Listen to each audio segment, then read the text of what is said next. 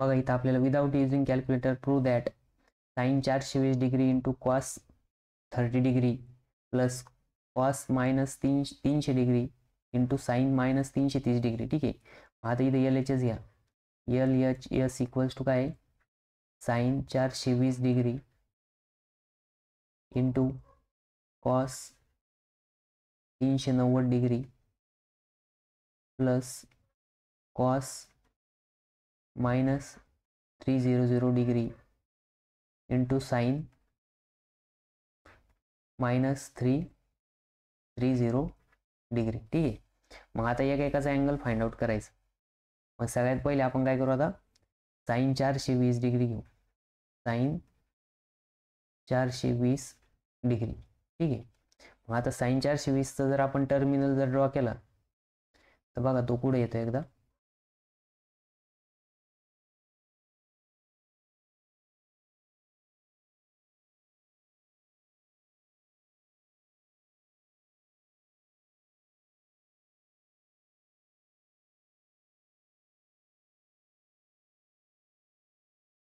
ठीक आहे.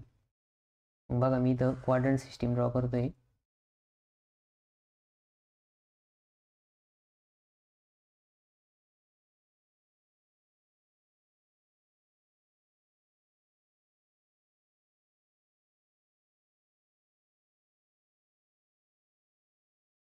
ठीक आहे.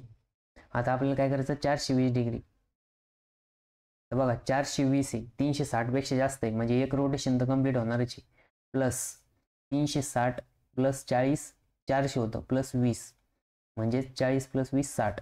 म्हणजे तुम्हाला काय की एक रोटेशन कम्प्लीट करून एक रोटेशन 360 पुन्हा प्लस 60 जायचं आहे. ठीक आहे. तेव्हा पुढं 420 डिग्री कम्प्लीट होणार आहे क्लॉकवाईज अँटी क्लॉकवाईज डायरेक्शनमध्ये.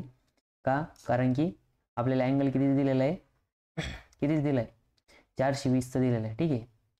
मग तसं जर बघितलं तर हे कितीचं येणार आहे 420 डिग्रीचा अँगल आला. किती डिग्रीचा अँगल आला 420 डिग्री. पण ॲक्च्युली हा जर अँगल बघितला तर हा किती अँगल इथं एक्स ॲक्सिस पासून 60 डिग्री किती आहे 60 डिग्री.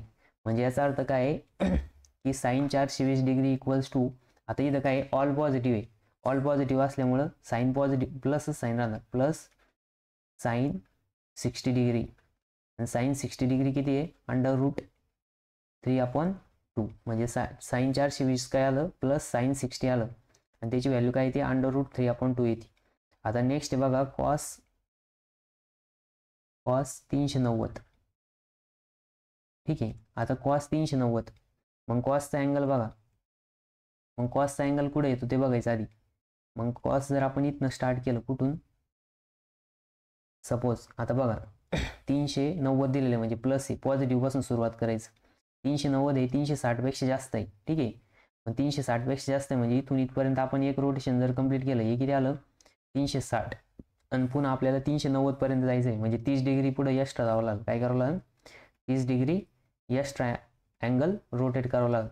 मग 30 डिग्री म्हणजे काय की हे 360चं एक रोटेशन प्लस पुन्हा 30 डिग्री. ठीक आहे. मग पुन्हा 30 डिग्रीची आपण इथं लाईन ड्रॉ केली. सपोज इथपर्यंत आली ती कुठपर्यंत आली इथपर्यंत. ठीक आहे. मग ही बघा हा अँगल किती आला 390. ठीक आहे. मग ॲक्च्युली जर बघितलं तर हा अँगल किती आहे 30 डिग्री. किती डिग्री आहे 30 degree.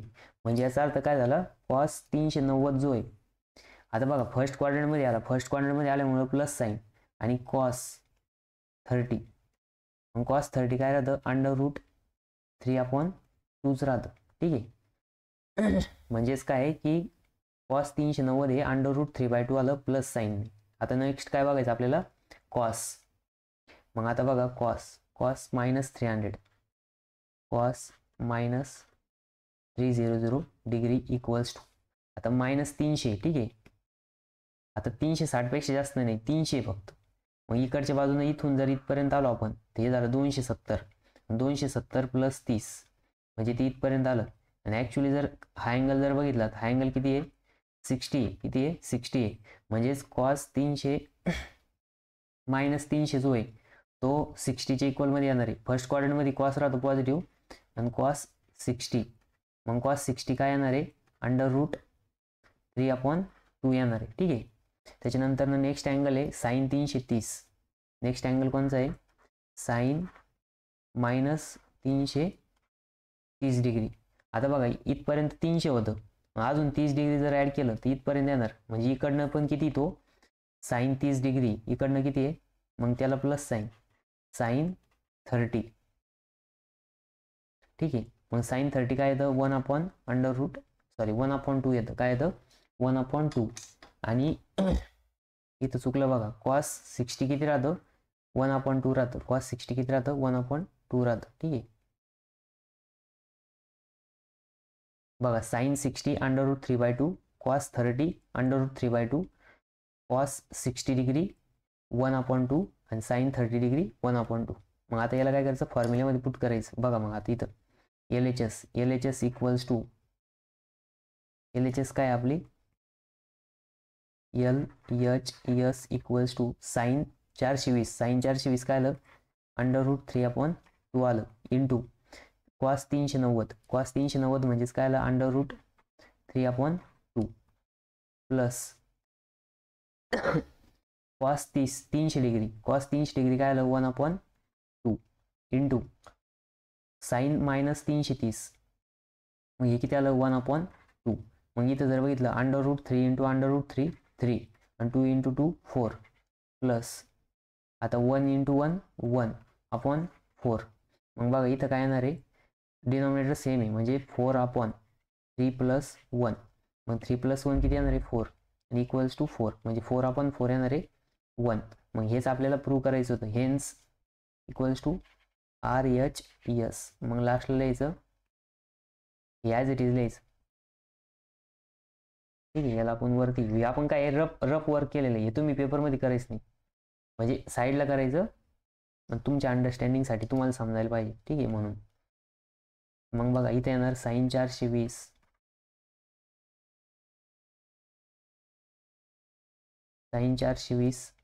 Into cos 390 plus cos minus 300 degree into sine minus 330 degree equals to 1. Equals to किती आलं 1 आलं. बघा याला असं सॉल्व करायचं. असा प्रॉब्लेम आला तर 3 मार्कला किंवा 4 मार्कला घेईन. मग याला वाटलं तर ब्रॅकेट करा.